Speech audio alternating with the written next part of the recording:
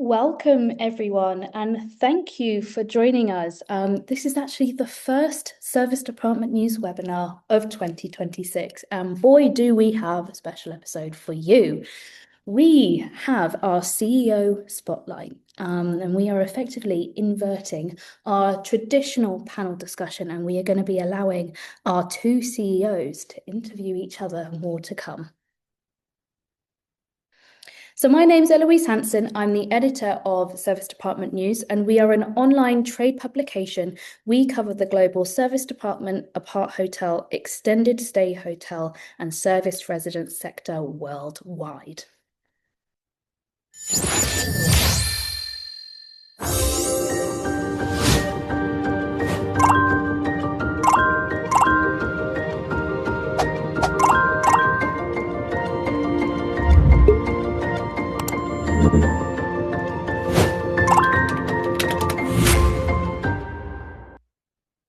And I forgot to mention that Service Department News is also the organizer and host of the Global Service Department Awards. And for 2026, entries are now open. We have 21 categories available to enter at no cost, and you can start, save, and amend your entry up until the deadline of March the 27th. Plenty of time to craft a winning entry. More details on the awards can be found in the chat. Now, as I teased earlier, we're sort of changing things up a little bit in today's episode, and we are going to allow our two CEOs to interview each other. So let's hope I'm not out of a job by the end of today. If you have any questions for our CEOs, please submit these using the Q&A function at the bottom of your screens. I will be around during the next hour. I will be keeping my eye on this Q&A box, and I will be jumping into the conversation to ask your pressing questions. So please do engage. Everyone that has registered will receive a copy of today's webinar recording along with a summary of the key insights shared. And if you have time, please complete our short survey right at the end of this webinar. We're always looking to improve what we do here, and we very much value your feedback. So let's meet our CEOs, and I'm going to ask each to briefly introduce themselves. I'll move from left to right as per the screen. So Murray, let's kick off with yourself and welcome. Hello, everyone, and greetings from a beautiful, sunny Cape Town. It is awesome to be here. We started this company in July of 2020. We called it Neighbourgood with a view to bring good to neighborhoods. We have 1,300 units across 3 cities. We own half of our buildings and we manage half of our buildings. And we're trying to think about the future of living, working, and connecting socially in a very different way. In Cape Town, which is our home city, we have 25 to 30 buildings, and everyone's got access to all of them. So if you live with us in one of our buildings in a neighborhood, you can use all of our workspaces across the city. And the same for any new city we enter. Big on collaboration, big on breathing life to old buildings, big on adaptive reuse and finding new purpose for old buildings, and just excited to be with all of you and answer some grilling questions from my colleague on the other side who's sitting in Seattle on a second cup of coffee at 6 a.m. Great segue. Lee, over to you. Yeah, thanks, Murray. Yeah, Lee Curtis. I am the CEO of the Reside companies, which encompasses 360 Reside corporate housing and then Reside a Wyndham residence. And as Murray said, I'm sitting here at 6 a.m. in not so sunny Seattle. It's still dark and likely rainy, but just great to be here. I've been on a few of these over the years, but this is a unique twist to it, Eloise. So well done. As a matter of fact, I was just reading the notes. Matter of fact, through LinkedIn, I discovered it was actually going to be a back and forth. I thought it was just a panel, so it was a nice twist. So well done. But yeah, just a quick background on me. I've been I'm quite a bit older than Murray, so I've been doing this a little bit longer, since 1994. You weren't even born yet, Murray. Um, but since 1994, primarily, early days in the U.S. corporate housing, the early days companies called Village Suites and Globe Corporate Stay and Equity. But then, was running Bridge Street for about 15 years out of the States. But we also had operations in London, Dubai, Paris, 30 markets throughout the U.S. So ran a pretty big, what I would call corporate housing, alternative accommodations type company. And really, it was the impetus to learning more, and getting more embedded into the idea of service departments and branded residence, which are much more accepted and understood outside of the U.S. But have been doing that my whole career and have been out here west, running what is now Reside since 2014. We had the good fortune of partnering up with my private equity partners, Westbridge Capital, in 2017, and actually bought the company, rebranded it Reside, and then really started reimagining or adapting to, I guess, the shifting marketplace of this world that Murray and I play in. So been around a while, seen a lot of things, but always impressed to see new things and love Murray, what Murray's doing. So looking forward to the conversation. Why is the world's biggest market not accepting branded residents as much as the rest of the world? That's what I want to understand. So when you talk Yeah. about the US, like I'm just trying to understand because it's just got this behemoth multifamily market that hmm is just waiting to be disrupted like every other industry on this earth. What's the reason for that? Yeah, it's that's a great question. And I will tell you, I've been dabbling in and out of what I would call service departments here in the States my whole career. I've had buildings in New York and Chicago and DC running under the various brands that I've operated. But I think, but as we've kind of morphed into Reside a Wyndham Residence, it's a more of a front and center conversation now. So we're actually, talking to developers and and owners and looking at converting whether they're underperforming properties or overcompressed properties into a more hospitality type, proper service apartment. The issue isn't what's interesting is the owners get it, and I would say they get it because they're a lot more familiar with the idea of alternative accommodations through platforms like Airbnb, which, I always got to give credit as much as people in our industry like to you know, kind of look down at Airbnb. I think Airbnb has been great for all of us because it's created awareness, right? And then what do you do with that awareness becomes our job.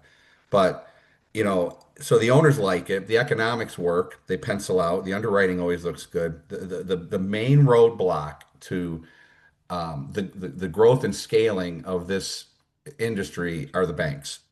It's Got you. pure and simple. It's the banks. It's an asset class that is not understood. And Murray, as well as I do, the banks don't really care how much money you make, right? They just want to de-risk, you know, portfolio. They want to know they're going to get paid and they're going to go to the lowest common denominator to do that, which in this country is just pure multifamily, right? Mm, It just works, right? And got they make their vig and off they go. So the challenge, and I think it's the challenge for companies like mine, and to some extent yours to overcome, is to educate these and create an asset class that's accepted. And I think that's the journey that will tip it over into the right place. But I would circle the banks as being the primary issue. So here's a crazy stat. There are 2.4 billion rental homes in the world, and almost no brands that exist in the world other than maybe some of the people on this call. Mhm. There are 18 million hotel rooms in the world, and there's probably a few thousand brands. And my conviction is that the two worlds are getting a whole lot closer, and it's Mm. almost at the intersection of the space that we play in. And my gut, and I hope I'm right, is that as branded residents become more accepted, and I'd love to get your definition of a branded residence. I'm still figuring it out myself. We're a Yeah. brand and we run living spaces, and it's a lot more flexible than a traditional multifamily space. But I think you're going to see big landlords, all of them, build brands and start treating multifamily stock very similar to how we treat our own industry in serviced apartments. And that is because the customer demands it, not necessarily. So the banks are obviously the full stop, but Hmm. at the end of the day, customers drive everything. And I think the world has just moved so much since 2020. And as consumers, we're so much more demanding. And we're living in this world where 2.4 billion of these rental units, at best you might get an invoice once a month from a landlord, and that's the extent of the customer relationship that exists in this multifamily world. And I say that Yeah. generally because obviously there's some landlords that offer better amenities than others. But the reality is the potential for completely reimagining the whole multifamily space and the whole serviced apartment space is probably right now the single biggest opportunity in the world. That's my gut feeling. And you're seeing guys like Travis Kalanick out of Uber enter the market. I'm sure you would have seen the Habitat guy, entering the space. Some big names, and it's interesting to see that. And clearly they're seeing something. Some of the names out there are the Adam Newmans of the world. Um, but I'm interested to get your view as well, because I get the banks and they're often last to turn because they are as conservative as they are. And the whole cap rate compression argument is something we need to figure out. But I think the world is about to change and Hmm. multifamily is going to be front of center. And it's going to come a whole lot closer to the serviced apartment place space that we think. Yeah, I agree, when I think of the journey I've been on over the years and watched, had obviously participated in, with my UK office particularly because we had over 1,000 units in London, all serviced apartments, right? So, so the consumer, which a lot of them are expats coming back and forth from the US, so they know the product, they like the product. You're right. I think the consumer has spoken. The consumer wants the product. I would go so far as to say even the most recent um, uh, blow up of Sonder, if you really Yeah. pick through the ashes, right? Sonder was right until they were wrong, right? They were right about the idea of creating these blocks and having an alternative to a hotel room, inside of multifamily. They were right. They just started out wrong. They picked the WeWork model, which had already, you know, they picked the WeWork model and they got lucky. They got lucky that people bought into it because they were able to scale it, but it wasn't sustainable. And I think, they were the first through the door, if you want to use that analogy. But if you look at their substats, they did generate demand. They did generate interest. They did generate loyalty. In my current state, if I put my Reside and Wyndham residence hat on, we're kind of the version 2.0 or 3.0 of that model, where we very much believe in the service apartment branded residence model, and we can talk about that definition in a minute. Um, we're very much about that. And we're coming in behind a lot of those Sonder products, picking them up because those owners still believe, right? Got you. Now the thing I have to, kind of wade through in this next year or so is the fact that a lot of people got burned on that model. Yes. And they're now, you talk about barriers, right? We got the banks. Now they have a new excuse to say no. You got developers that got hurt. They're backing off a little bit, but you still have a consumer that wants it, right? Yeah. So it becomes important to solve the issue. And and again, that's why I go back to, what's driving this. Well, if you go back 8, 10 years and look at the CAGR of what you call alternative accommodations, it just does nothing but grow double digit every year. People, Yes. your stats are fantastic on hotels and residences because, if you've traveled enough, most people are kind of getting burnt out on the box cutter brands, right? Which is why you're watching all the companies, whether it's Marriott, whether it's Hilton, whether it's Hyatt, just keep reinventing the same thing over and over again, right? And trying to tell you it's new because you can check in at a bar, right? But they're struggling because what people want is they want an experience. They want to feel, you have the neighbor good, which I love the name, by the way. I wish I had come Thank up you. with it. Love it because I it can't take is. credit. My I'll wife who license leads it. the brand, and my co-founder Sinjin were the bright minds behind that. I've got a whip at the end of everything that I do. I'm just trying to push things forward every day, moving things a little bit forward. Well, So, but look, but let's spin this around. So so 5 years in, what was the catalyst to looking at multifamily and saying, I see an opportunity. What got you from there to here? So a whole bunch of things. I've grown up on building sites. I have a love for real estate and people and community. So I think if you combine all of those things, and you think about this world of multifamily and workspace differently, naturally we wanted to think about things very differently. And it is the last industry to really evolve. At the end of the day, if you look at, again, like banking, mobility, finance, just absolutely every industry, um, there's embedded loyalty platforms, there's customer service, you can phone people. And so naturally for me, like the penny dropped. Like, why would the world's biggest asset class not move with the rest of the world? Why wouldn't you have flexibility in how you lease and how you find your lease? Why wouldn't you have furnished and unfurnished options? Why wouldn't it come with Wi-Fi and community Hmm. activations on a weekend? Why don't you know your neighbor next door to you? Why doesn't it come with access to health and wellness? And when something for me is as obvious as that, um, we went about saying, well, how do we change it? And Mm, I think the challenge and the opportunity is the sheer size of the industry. mm, Um, the opportunity is that clearly the addressable market of 2.4 billion rental units is as big as any market in the world. But on the other side, you've got big generational property family owners who don't want change. Like the taxis didn't want change before Uber decided to change it. So I'm not necessarily trying to draw a correlation between Uber and the taxi industry, but it's obvious to me. The world is changing. Consumer trends are changing. We want more flexibility.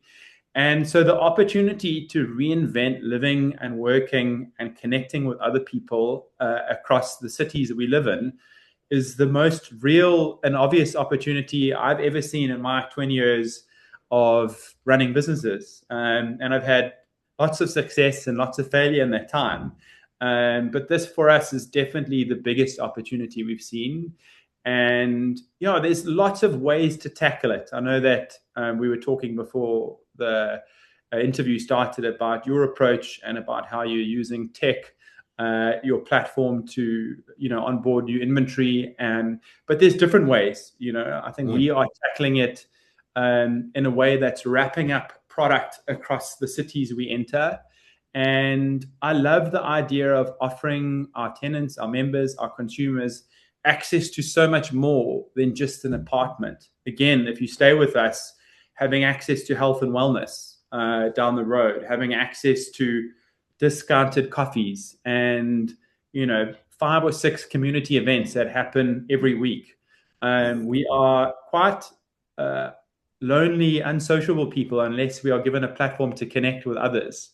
And I love what community means to the mm. multifamily space and to the service apartment space. I know it's a buzzword, and everyone speaks about communities within the context of their own brands.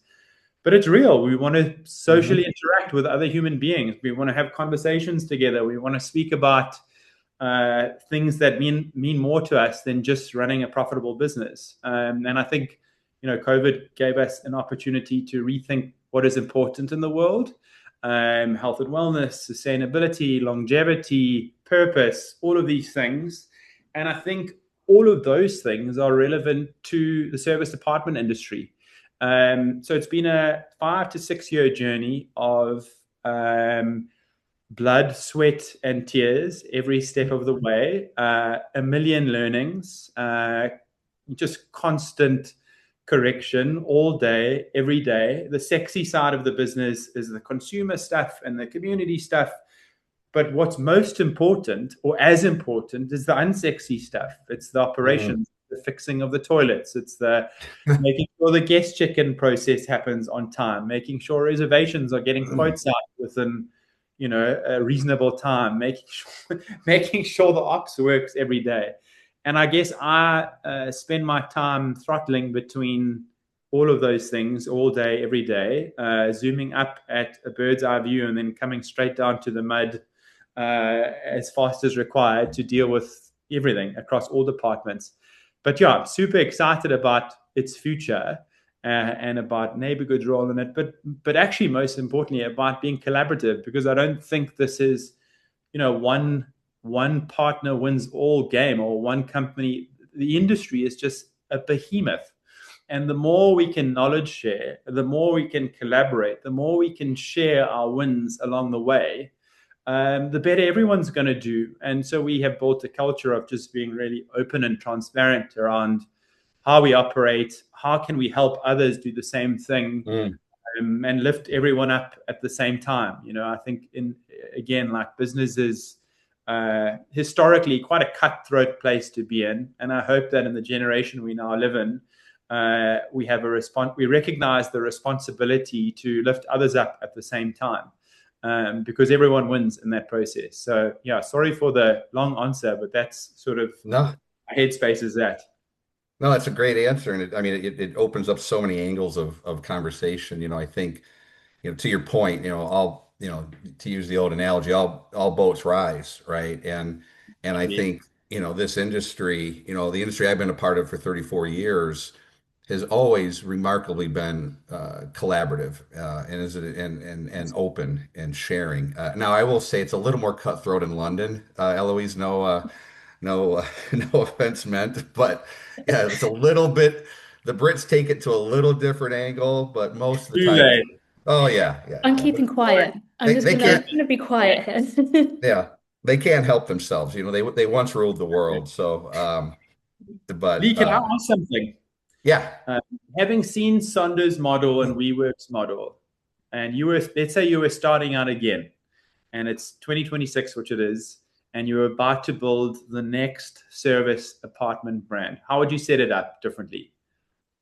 Well, I would like to think I did with Reside a Wyndham Residence, right? That was my approach to the market. And I'll say this, it's an interesting story, and I'll try not to make it too long, but when we first started collaborating with Wyndham, it was right post-COVID 2021, and we were already running two buildings. I have a high rise in New York City, right at 49th and First, called Beekman Tower. It's a 100-year-old service residence product, beautiful, but it was branded under Reside.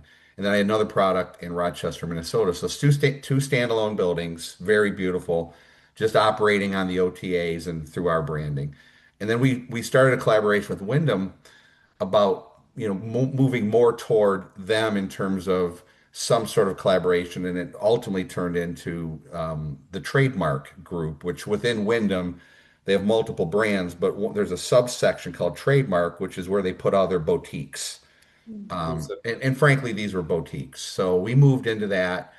We saw some really good results from that, but we started collaborating about the idea that, this service department, alternative accommodation space was growing. None of the hotel chains had figured it out, right? Nobody had. And frankly, I think only Wyndham has figured it out. That's just selfish. But as I look at the landscape, everyone else struggles with it. So we started looking at what Wyndham was trying to accomplish, what we were trying to accomplish. Early days, Murray, we were, Sonder had just happened, and they had just raised all that money through the SPAC, right? And so that model, that WeWork model, was being validated by the street. It was being validated by what we thought were sophisticated investors. So as much as I didn't like that model, we spent a little bit of time contemplating pivoting toward that model because it seemed like the investment interest was there and it might Right. be a quicker path to go and master lease units and then put the Wyndham flag and Reside flag on it and drive exceptional value through the properties. That was our Right. original thesis. Now, I knew better because I've been running a lease arbitrage company for all these years, and I know what it takes and I know the pitfalls. And you don't make enough to satisfy the pitfalls. So, Yeah. but I was willing to take maybe a gamble on it, but luckily we got scared straight early, and we went back and designed this asset. Is Got this you. con and to your point, I want to use your words, this blurring of multifamily and hospitality is in full motion. It's been happening for a while, but it's in full motion. And Agree. and the idea to bring, a hotel style flag and systems over into the multifamily universe and connect those two through an operator that understands both spaces was the Mm, opportunity. And I would say the company that I would build today is the company we're building now under this flag, because I think as you look at what it does for the property, right? The yield is exceptional, right? It doesn't have to be all or nothing. We prefer, a standalone 100%, transient type property that we can do. We talked earlier, a day to a year, it doesn't really matter, but fully furnished, we can do that. But as you get to certain sizes, like you have in New Haven, right? That's too much, right? So how do you then create a bifurcation got to not just drive yield, because everyone wants the yield, but how do you still, deliver the service that, and I've always leaned toward my hospitality roots versus my multifamily roots. And I think that's where you. the failure point is with multifamily, is they can't make that conversion, that this is a hands-on dirty business that requires real people, right? Scrubbing, fixing, as you said, all the things I would say, right? Except, every one of my ties has been in a toilet, right? Because I've had to get down there and clean one. But so the company that we're building under Reside is very much the one that I would build, because it's an asset light. It gives us growth potential. It gives us an opportunity to create inventory that we can put into our prop tech 360. It gives me selfishly an opportunity to hopefully put a foothold into the United States as it relates to this idea of service departments, and hopefully, bring the banks along with us as we get closer and closer, bring the institutional developers over with us, and really start a path of progress toward having the United States accept the product as the rest of the Mm, world has, right? yes. So that's my answer to the question. It felt like a softball, but I'll No, take it was an excellent it. answer, and I'm on your wavelength completely. I think asset light management agreements make sense. It's risk averse, which I like. Far more scalable, probably less capex heavy as well, depending on the deals that you're doing. And yeah, I think in the market we're in at the moment, I think Wall Street or whoever the capital providers are more interested in sustainability than high growth and isolation. Just to jump on how you manage inventory, because I think this is where the blend, for us has been really interesting. Is you've got 100 units, you take that on. You mentioned your average day was 60 days. Can you still manage 12-month rentals Well, as part of those 100 units? Can you sort of dynamically yield on the 100 units and sort of manage risk as and when demand is there?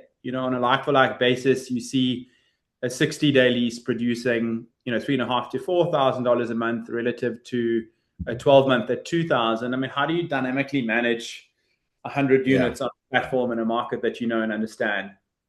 Yeah, let me clarify one thing. So when I said the 60-day length of time, that's the average length of stay that's running through our 360 platform, and we Got haven't you. talked a lot about it. 360 is our prop tech that we built years ago to satisfy the growing global demand out of our clients here in Seattle. The big Got names you. that you expect, Amazon, Microsoft, Blue Origin, et cetera.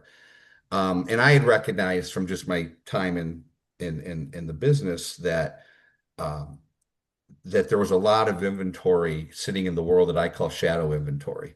Right. It's not online, that sits in cities far away. We're in every major city around the world. We have over 1 million options within our platform. We can do, and it's an aggregation of service apartments, executive residences, apart hotels. Wow. Again, all these things that are the same but different. Hotels, regular hotels, corporate housing, hopefully soon to be you.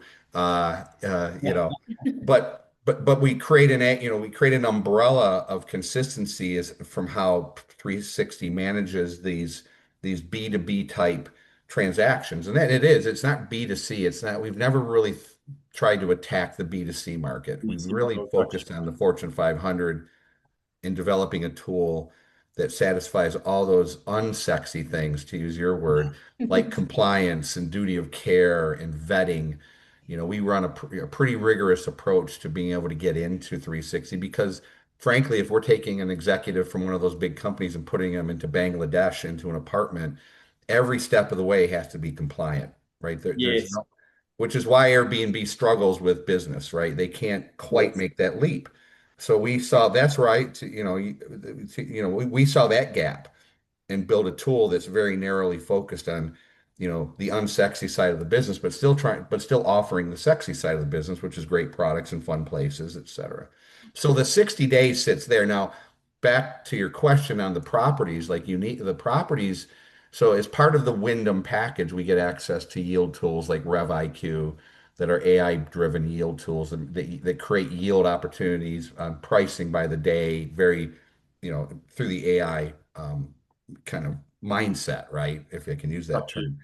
Um, so, and still some of the game is where do we draw the line at how many residential property, how many residents do we have within any one platform? That's still the game, right? Got Because it can be considered in base business. So, we might run 20-30% resi and the rest of it running through the Wyndham dynamically. platform. We run it, but and I'm answering like 8 questions at once, so forgive me. But the way we're approaching it is very much like you. We see an opportunity to create a different multifamily experience by essentially removing the word multifamily and just creating a hospitality experience. It doesn't matter if you're there for a year or 2 weeks or 2 days. You should get the same experience as you Yes. would in a proper hospitality environment, right? Got you. Can So I'm just going to take advantage of a slight natural pause in the conversation because you've talked about the sort of unsexy part of the business, and that's, the real hands-on side of operating. And one of our questions from the audience is what part of your businesses takes the most human time right now? And I know we've touched lightly on tech and how AI is probably automating or making that certain processes more efficient, but could both of you talk about the human time and touch aspect? What is taking the most capacity right now? I'll let Lee go first.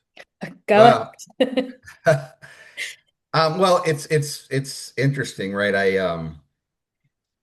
I've been doing this so long, but hotels all the way through what I do now, and there's so many things that haven't changed, right? And so I'll start with, I think there's a core thesis to hospitality that a lot of the upstarts seem to want to ignore or marginalize or dismiss, right? And Murray and I are kind of talking the same language, right? It's you can't dehumanize the Mhm. experience by through just tech, right? You can say you will, and you can try to, and you can convince an underwriting spreadsheet that you don't need people, but it's still a human interaction. It's a human centric business. So, my approach to it, and this goes back to Murray's last question, as we built Reside a Wyndham Residence, was I wasn't going to fall trap to creating a hands-off, yield-only based business, right? Because I have yet to see that actually work. I think people want people. I think the interactions that are important as a human being. The societal side of business is still critical, and I think that's what Murray's doing with Neighbourgood is trying to create those connections. And so I'm going to get to your question, Eloise, but I think it starts with the foundational experience. I don't think has changed since Christ was looking for a crib. I don't think it's changed ever, right? You want a place you can land that takes care of your basic needs, and then it turns into how do you feel about it. But so to me, I keep looking for ways to leverage AI or tech so that the people, and these are limited, all my properties are somewhat considered limited service. So how do I create more time for my limited service people to spend with the guest? How do I create more time so that general manager is in the lobby, doing the things that actually matter to the guest, right? And that's so whether it's using AI to do all of the sorting of data for customer service records, for the verbatim, having AI read verbatim and create immediate outputs off the verbatim, so they're not spending time reading and trying to discern their own outputs. That AI you can build a bot just to do that, right? You can do night audit and things that used to take 8 hours can be done in minutes now. So I think it's continuing to look for me, we're already running a pretty light model operationally. Yeah. I'm not trying to remove any more people. I just want to give them more time to lean into to what Murray said, the sexy part of the business, which is people, Yeah. right? How do you Completely. create how do you create an environment? I just read yesterday, and I don't know if you follow Sarah Dandashi on LinkedIn, but she's she used to be a concierge and she works for Skiff now, I think. But she floated this piece out called about operational calm being the new currency, right? Dismissing the idea of seamless and frictionless, but just operational calm. And Mm, operational calm can only come from paying attention to the operational friction that exists, right? And then trying to create an environment that when you check in, it's peaceful. There's no things not just work, but they work in harmony. And I love yes. that idea, and I'm going to steal it from her. So there's my answer to it, Eloise. Awesome. I'll let Murray answer his question. Thanks, Answer I it. mean, Ian. I think I'll speak to our business model more than just answer the question. I think that building density in a city where you have 1,000 units in the city has helped us leverage, cluster management. It's helped us be smart with facilities. It's helped us leverage smaller, tighter, more competent teams that can be shared across buildings for our product, which is a lot lighter in operating costs than a traditional hotel. I'm sitting in an old Radisson that we took over 3 years ago, and the P&L was a mess. I mean, they were not making money. We came in, we addressed the operating costs quickly. I mean, experienced GMs cost a lot of money, and there's a reason for that because they're really good. But for our model, we didn't actually need, a significant expense across the whole operation. We needed to stabilize income quickly. So we entered into for 50 to 60% of the inventory long-term lease agreements in a co-living setting. We built common kitchens on the ground floor. We brought in a local cafe who we loved, a yoga studio, a Pilates studio, and a salon. So we rentalized all the common areas pretty quickly. We stabilized the income statement with contractual rent, and then we flexed up on sort of B2B partnerships we had in the STR to sort of mid-stay corporate space on the balance of the inventory we had. So since then, year one, we did well. Year two, now year three, we're really doing well relative to a big company like Radisson. So again, I think it's just being really smart around what and how you manage operating costs. And I will say something, because our head office is based in Cape Town, it's cheaper. It is what it is. We have all these beautiful beaches, but the dollar and the rand are not comparative. And I'm sure the same for the euro and the pound and the rand. So where our currency is devalued and we make up for it with sunshine, it costs us less to run, departments like finance, res, and anything at our head office relative to a big head office that might be, people heavy in London or in the US. So that's been helpful for us, because it helps our EBITDA margins. And a lot of what we can do can happen from head office.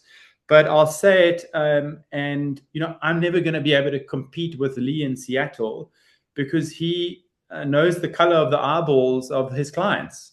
So he can have coffee and they know him and there's that relationship. And it's hard to compete with people who have local experience. It's just not possible. So our approach is to partner with people on the ground, and figure out how we can take Neighbourgood strength or Reside strengths and apply it to a landlord who has a problem to solve, or better yield to get or a better product to give, and figure out how can we help him or her achieve their objectives.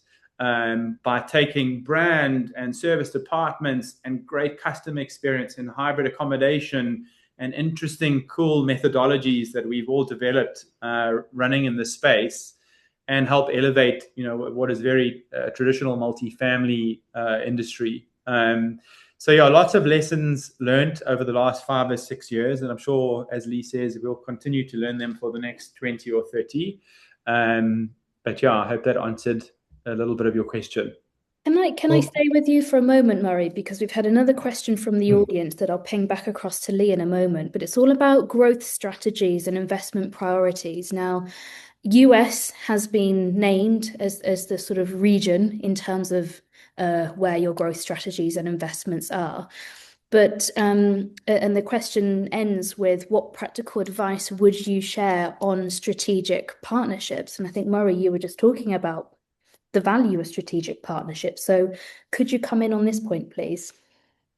So value alignment is critical. We have a partner in New Haven, and we spend time getting to know each other, having drinks and looking at each other longingly across the table, having in-depth conversations about how the world works. And I think there needs to be value delivered on both sides. In this case, he had, and I'm giving you practical, real life solutions just simply because it's real and transparent. But he had a portfolio of 56 buildings and 280 units, and they're all disconnected around Yale University. And he's such a good, genuine human being who has a competent asset management team. But what you've got around Yale is big institutions building bigger and better buildings with more amenities. So our value to him was to connect the dots across the city, reverse in a series of our amenities across that city. So remember, if you're a tenant and you're staying in one of those 56 buildings, that experience is limited to that apartment. But if you lay Neighbourgood's platform onto the city, now you have access to embedded loyalty, you've got access to work clubs across the city, health and wellness, you can connect with other human beings. There's just a lot more value. So that brand, product, customer experience at a very low nominal property management fee relative to the market, and it's comparable to a normal multifamily fee, mapped over his or overlaid onto his inventory, meant that he could then compete with the bigger, better buildings. Because again, if you can connect the dots across the city and there's a geography that's fairly walkable and attainable, it changes the customer experience of the space. So it meant that we could give him the value he needed, and it could give us an entry into a new US city. And I think, partnerships are about understanding each other's value to the partnership. I think it's hard for us to go into a market where someone already has a brand and a portfolio, and they're managing inventory as a branded residence, and they've got a strategy for their portfolio. But in this case, and when I say in this case, it's in 90% of the cases in the US, because most property owners are just traditional property owners. They are unbranded.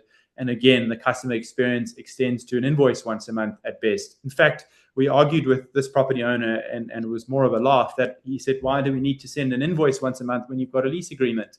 So even that was absent. It was literally key handover and see you in 12 months sort of thing. And that is Mm-hmm. just a function of the industry. It's not him on his own. The market was buoyant. And that is, the customer experience that's been the last, 100 years. But again, that's changing. So yeah, to repeat myself, I think values are important. You need to do good business with good people. Mm-hmm. I would rather not do business than do business with people who are not value aligned.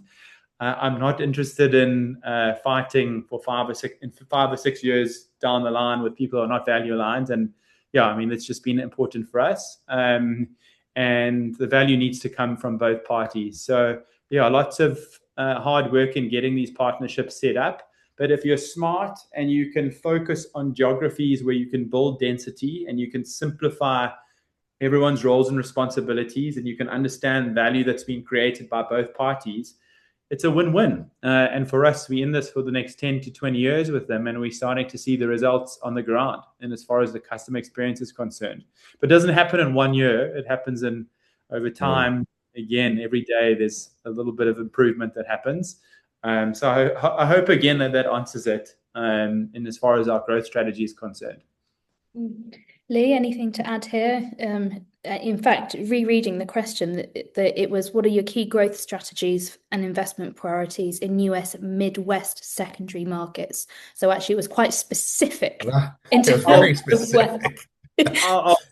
I'll say specifically, I mean, the product, Neighbourgood as a product, can work anywhere, because at the end of the day, if you connect the dots in any city, and Mm-hmm. you layer more experience to a traditional rental and give people access to a whole lot more, whether it's furnished rentals or amenities that come with it, as long as you can design a customer journey. Again, ours is a citywide model. We have 2,000 or 3,000 members in the city of Cape Town who are tenants. Take your city in the Midwest, and we would design a customer experience across that city, like Apple would design a phone.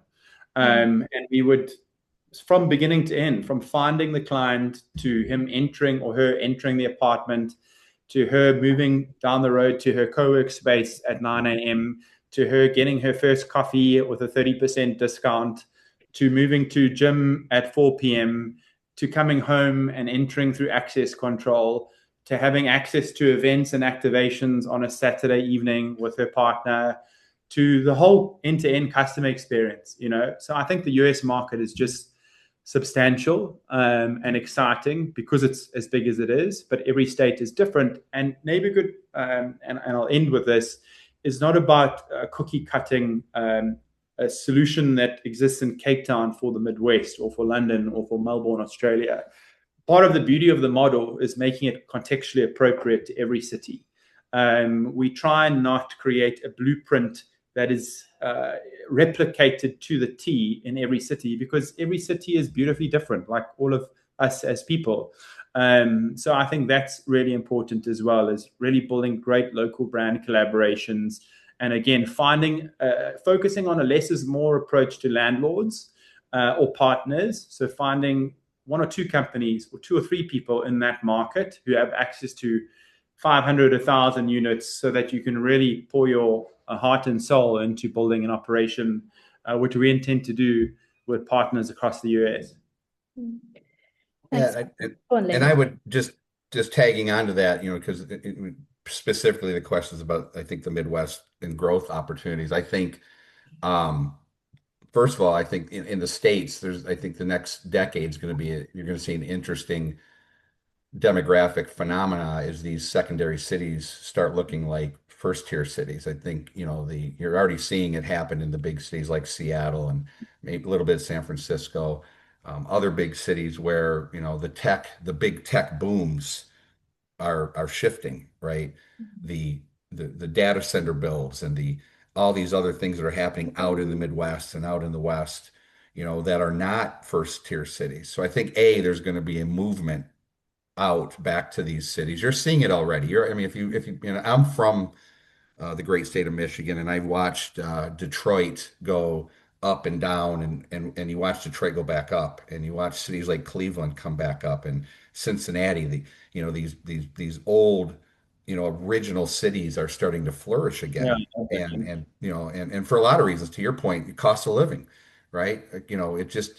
It's ridiculous what you have to pay in a city like Seattle or San Francisco for basic things, and unfortunately the customer pays for that. So first, that I think that it's just going to happen naturally. Secondly, how do you take advantage of that as a business, and how do landlords take advantage of it?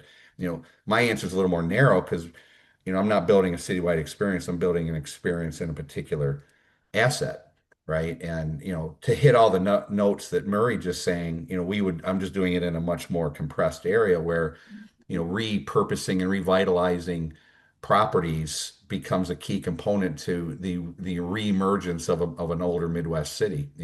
Converting an old bank building into a serviced apartment building, taking, an old hotel and converting it, old apartments and converting them. And interestingly enough, while our thesis is very broad in what sort of products we would bring into our ecosystem, we seem to do really well with the older stuff. And again, I think this speaks to the fact that the brands can only deliver so much when they build it new. Got you. One of my old favorite brands was Kimpton Hotels. If you remember, Kimpton when they first came out, all their stuff was repurposed old stuff, and it was cool and fun and sexy.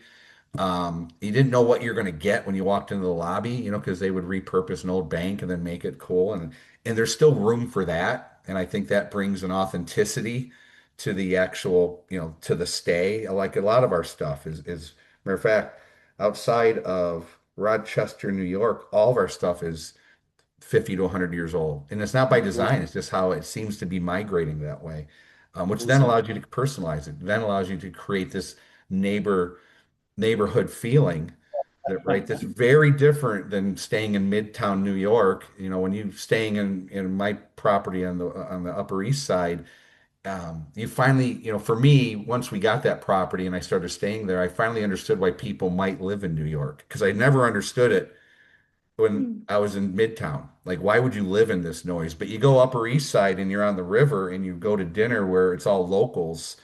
Now, and this is speaking to Murray's ethos, right? Now you're part of something. That's exciting. And I think that's what our strategy is to continue to look into not just the secondary cities, but obviously the first tier cities as well. But we think there's a huge opportunity in the secondary cities. Me too. I'm keeping an eye on the time, and we probably have a final question from the audience. So this is probably going to be a quick fire round. And that's what part of tech or AI have you tried to implement where you've had the most resistance from guests? So, Hmm. what part of tech or AI have you tried to implement where you've had the most resistance from guests? Lee, I'll let again, I'll Murray let you take. take I'll let Murray it. take that one. I think I think sa I think sales we've had resistance because we continuously have people wanting to speak to people, as efficient as bots can be, Hmm. um, and as good as the information can be. There is just something about speaking to a salesperson on the other side of the phone that gets a better result. And I don't know if it's human emotion or if it is just uh, human habit. But I would say that that's probably been an area that we've had resistance, where we are trying to push, functional sales at a price where a customer actually wants to know something, where there's a little bit of flexibility required or something like that. Not necessarily just a functional 2 night stay. That's all fine, but anything with some level of complexity to the actual sale, we get pushback around that. Lee, anything else from your side?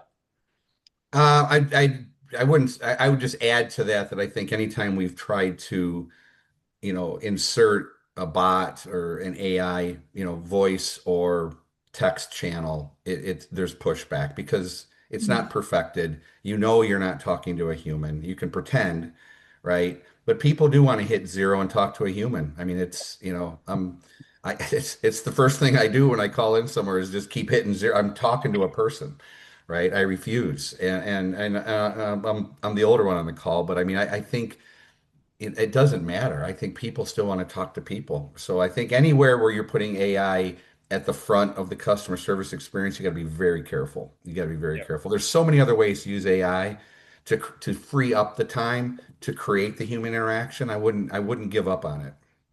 Got you. Well, thank you so much for speaking so openly. I really didn't have to do much there at all, so you made my job surprisingly easy. Thank you both, Lee and Murray, for both your time and contributions. Just a shout out to our audience members that both the LinkedIn profiles of Murray and Lee are in the chat. Please do connect, carry on this conversation. There's loads we could have talked about today, but sadly, we just don't have time. So I'm just going to wrap up today's conversation with a few closing slides, and then I'll say a final goodbye to you all. The next webinar that I'll be hosting, 16th of April, is called Chasing Stock, the How, Where and Why. Would love to have you all there. Once again, the link to register has been popped into the chat. It looks, no doubt, will be a very popular conversation. Everyone's chasing those conversions. Where can we grow, and how can we grow? So do sign up. And if you're interested in working with us, either across our digital events such as these webinars, or perhaps even Service Department Awards, do get in touch with my colleague Katie. Her details are on your screen and also in the chat. So once again, huge thank you to Lee and Murray. Everyone that's registered will get a copy of today's conversation, along with an AI-generated summary of today's discussion. But I do look forward to seeing you all on the 16th of April. But once again, thank you, and we'll see you all soon. Bye now. Bye. Cheers. At Cheers. IHM, we believe in the power of connection. We exist to inspire, to inform, and to unite decision makers who are shaping the future of hospitality and real estate. Our why is simple. We believe this industry thrives when people and ideas come together. And we're here to make that happen. So how do we do it? We publish 4 leading multimedia brands, each a trusted voice in its sector. We blend intelligent content, curated events, and a strong community into everything we do, making it easy, accessible, and genuinely useful. From online engagement to face-to-face connection, we are known for being insightful, collaborative, and refreshingly human.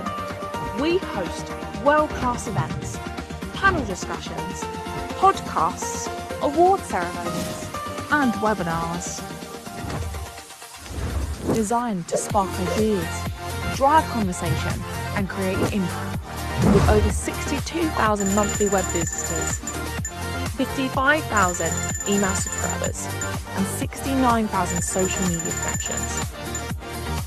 Our reach is deep, and our community is active. We're partnered with the biggest names in hospitality, and we'd love to connect with you. So whether you're looking to grow your visibility, meet the right people, or understand where the market's heading, read, watch, listen, and me. Do it all with IHM.